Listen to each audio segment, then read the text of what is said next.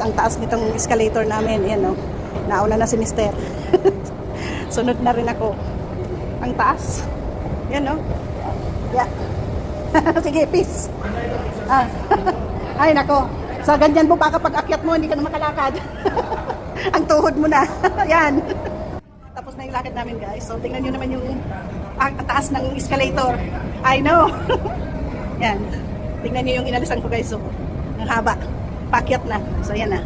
Ano na, hindi pa kami nakakarating. Ay, nako. 1 minute yata. Mahigit ng ano nito. Ang takbo ng ano. Yan, no?